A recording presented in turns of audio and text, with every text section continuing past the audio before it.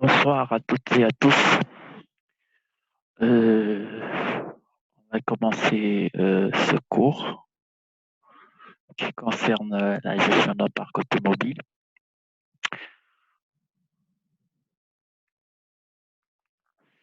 Bien. Le prochain chapitre de notre cours concerne la gestion d'un parc automobile. Voici le plan de présentation. Nous allons voir la définition. Nous allons voir comment est-ce que c'est quoi l'entretien d'un véhicule. Nous allons voir c'est quoi une charge utile du véhicule. Nous allons voir aussi c'est quoi un indicateur clé de performance. Et aussi, nous verrons aussi le coût de fonctionnement aussi du véhicule. Pour définition, un parc automobile est constitué de l'ensemble des véhicules immatriculés qui sont utilisés dans le cadre des activités de notre entreprise. C'est l'ensemble des véhicules que nous utilisons, que ce soit par exemple les automobiles particulières, par exemple, qui transportent le personnel, la voiture du directeur, la voiture du DAF et autres voitures particulières qui sont là-bas uniquement que pour le personnel. Et aussi, nous avons aussi les parcs de véhicules utilitaires, par exemple les camionnettes, les camions, les bus, qu'on utilise dans le cadre des activités de l'entreprise, soit par exemple pour transporter des marchandises, ou soit par exemple pour transporter euh, des charges pour les camions, ou soit des produits chimiques pour des gros camions à citerne que nous utilisons. Donc, il faut savoir que les voitures, les parcs d'automobiles particuliers, c'est des voitures qui transportent uniquement que le personnel, et aussi le parc du véhicule utilitaire, ça, c'est des véhicules carrément utilisés dans le cadre de nos activités, soit pour transporter des marchandises ou des biens au sein de notre entreprise. Bien, au niveau de l'entretien des véhicules, il faut savoir que dès lors que nous avons un parc automobile, il faut assurer l'entretien parce que l'entretien des véhicules nous permet en fait d'utiliser parce que imaginez-vous un peu qu'on achète des véhicules, on ne les entretient pas. Après, par exemple, si la durée d'amortissement est de 5 ans, 10 ans, là, on risque non seulement d'avoir des pannes, et ces pannes-là risquent d'avoir un impact sur les activités de l'entreprise et ça va jouer sur la productivité de l'entreprise. Surtout si le véhicule ou les véhicules sont dans le parc automobile utilitaire utilisé dans le cadre de nos activités. Donc, c'est pourquoi il faut faire une vérification hebdomadaire. On dit une vérification hebdomadaire doit être réalisée, ainsi qu'un entretien standard tous les 5000 km. C'est-à-dire qu'il faut avoir un calendrier d'entretien et généralement, on verra dans la suite du cours, on verra un modèle de calendrier d'entretien des véhicules. On dit dans certains contextes, l'entretien doit être plus fréquent. On dit la bonne pratique consiste à consulter les spécifications du fabricant, c'est-à-dire qu'on achète par exemple un véhicule. Il faut d'abord qu'on puisse connaître les spécifications techniques du fabricant. Par exemple, si le fabricant nous dit que pour ce véhicule-là, il faudrait plus renforcer en fait, une maintenance préventive. Donc, et en fait, qui nous dira, bon, si le véhicule parcourt telle distance, il faut faire un entretien pour garantir, pour toujours donner une bonne, garder toujours nos véhicules en bon état d'utilité parce que nous les utilisons dans le cadre de nos activités, nous les utilisons pour accroître la productivité au sein de notre entreprise. Donc, il est extrêmement important d'assurer l'entretien de nos véhicules.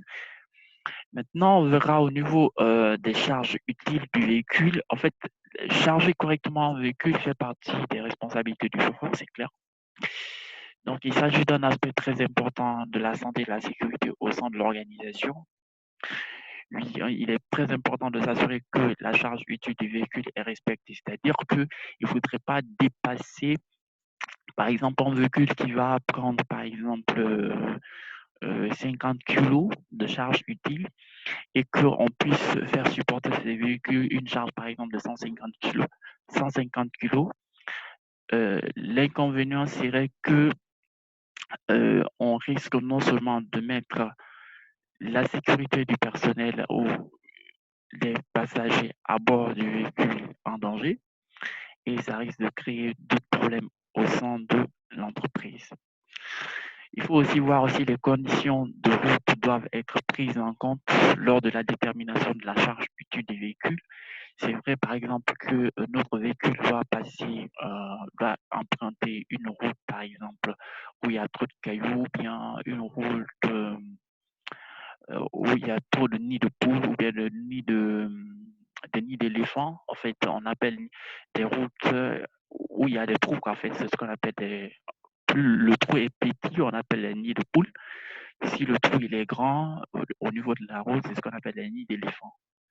Donc, et qu'on a affaire à une route inaccessible, ça, il faudrait plus tenir compte de ces routes-là pour déterminer la charge utile. Pourquoi? Parce que de, ça y va non seulement de la sécurité de la voiture, de l'aspect sécuritaire de la voiture, c'est-à-dire que ça nous permet de garder notre voiture en bonne et due forme pour pouvoir emprunter ce chemin. Donc, c'est pourquoi la charge utile pour un véhicule, c'est chauffeur, c'est-à-dire plus les passagers, carburant et plus sa cargaison. Parce qu'il y a le chauffeur qui va rouler la voiture, les passagers à bord, le carburant, c'est-à-dire le nombre de litres que nous mettons dans la voiture, et aussi la quantité de cargaison que le véhicule aussi va prendre. Donc tout ça, ça fait partie de la charge utile. Donc je vous donne un exemple de charge utile. On dit les charges utiles suivantes sont fournies à titre de référence. Bon, on peut consulter les fabricants pour plus d'informations. Par exemple, des Land Cruiser de 5 portes. Donc la charge utile, c'est de 880 kg. Donc carrément à ne pas dépasser. Les Land Cruiser à 2 portes, charge utile, c'est 1015 kg. Pourquoi? Parce que eux, en fait, c'est des voitures à pick-up à 2 portes qui sont spécifiquement conçues pour le transport des cargaisons. Donc, vous avez vu qu'une voiture, par exemple, ici, une Land Cruiser de 5 portes, là, il n'y a pas assez de porte-bagages, donc la charge est minime. Donc, une Land Cruiser à 2 portes, ça veut dire ça veut dire derrière, il y a un porte-bagages et puis c'est une pick-up. Donc, ça prend 1015 kg. Donc, voilà. Bien. Après le niveau charge utile, on va voir les indicateurs de performance. À la fin de chaque mois, il est important de vérifier que des indicateurs de clés de performance puissent être calculés pour tous les véhicules qu'on a.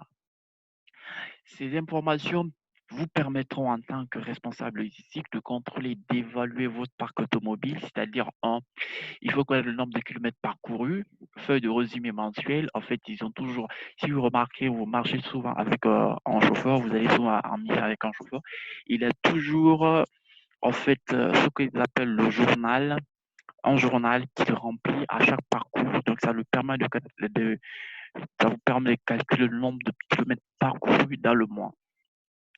Et sur la base du nombre de kilomètres parcourus, c'est là où vous permet de déterminer la consommation du carburant. C'est toujours résumé dans la feuille de résumé mensuel.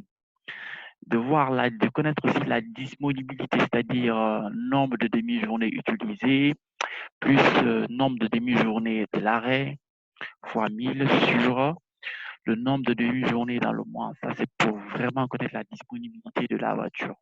C'est-à-dire que quel est le nombre de jours disponibles qu'il a dû réaliser.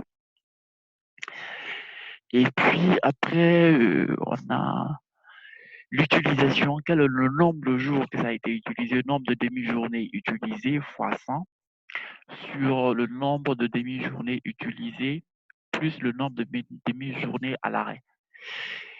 Donc ça c'est la formule pour calculer l'utilisation, c'est-à-dire que c'est pour connaître combien de fois la voiture a été utilisée durant le mois. Et on a aussi la satisfaction des besoins. On a le nombre de requêtes autorisées satisfaisantes, voire 100, sur le nombre de requêtes autorisées reçues, moins requêtes annulées. Donc, en fait, cela nous permet de connaître la satisfaction des besoins. Est-ce que toutes les personnes qui ont utilisé, en fait, qui ont sollicité les voitures ont été satisfaits, leurs besoins ont été satisfaits. Et aussi, on a le registre de sécurité qui nous permet carrément de connaître à peu près, en fait, d'avoir à peu près une idée sur le journal d'entretien du véhicule, quand est-ce que la voiture est partie pour une visite technique pour la dernière fois, quels étaient le problème rencontré, est-ce que ce problème a été résolu. Ça permet carrément de se mettre d'avoir une idée de l'ensemble des maintenances préventives ou curatives que la voiture ou les voitures qui sont dans notre parc automobile ont subi. Et ça nous permet carrément de s'assurer de l'état de nos véhicules.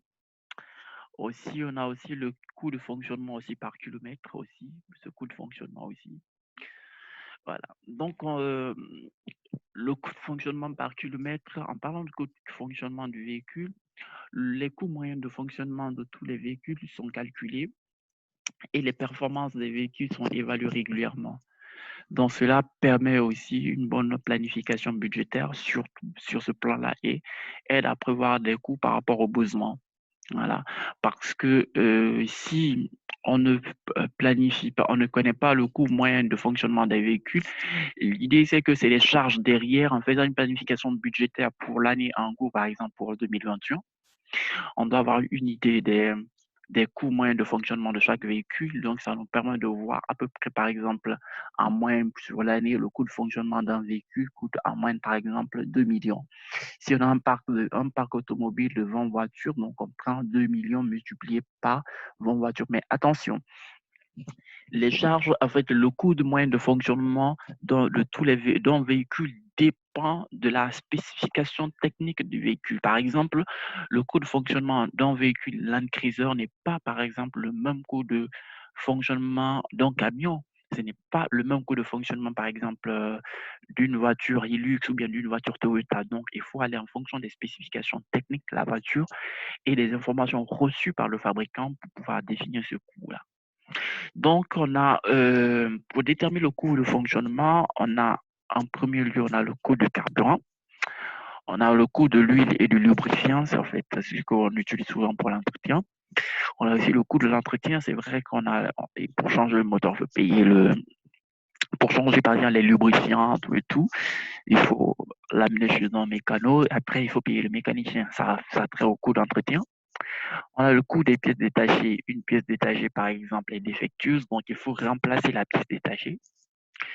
On a aussi les pneus. Ouais, par exemple, il faut prévoir des pneus de secours. Il faut prévoir pour chaque voiture des pneus de secours, par exemple, en cas de mission. Si une pneu est crevée, donc on va, comment on fera? Donc, mais si on a des pneus de secours, on peut remplacer carrément les pneus de secours et puis continuer notre mission. Il faut aussi prévoir aussi des coûts de batterie. Les batteries peuvent s'user, donc il faut prévoir tous ces aspects. Tout ça, c'est les charges. Et le dernier élément, le chauffeur. Une voiture à bord, on a affaire à gérer un parc automobile, il faut payer le chauffeur. Par exemple, là, on parle du salaire, des indemnités journalières. Par exemple, ici, en fait, il quitte Conakry pour aller dans une zone sur une distance de 5 km et qu'il ne peut plus se retourner, ça a trait à des frais d'émission. Et aussi, il faut prévoir aussi des primes pour des heures supplémentaires que le chauffeur peut faire, parce que parfois le chauffeur, pour des missions très spécifiques, il a travaillé 8 heures par jour, parce que le code du travail reconnaît qu'en fait, les heures du travail se limitent à 8 heures de travail par jour. Donc, au-delà de 8 heures du travail, il faut quand même penser aux heures supplémentaires. S'il fait des heures supplémentaires, il faut mettre tout ça dedans pour en faire ce qu'on appelle le coût moyen de fonctionnement d'un véhicule. Donc, on recap. Le coût moyen de fonctionnement d'un véhicule comporte le coût du carburant, le coût de l'huile et du lubrifiant, le coût d'entretien, le coût des pièces détachées, le coût des pneus, c'était l'achat des pneus, l'achat aussi de batteries, et puis les charges du chauffeur qui comportent le salaire, l'indemnité journalière et les heures supplémentaires. Merci pour votre attention et si vous avez des questions, n'hésitez pas, je vous reviens avec une deuxième vidéo demain. Merci, bonne soirée.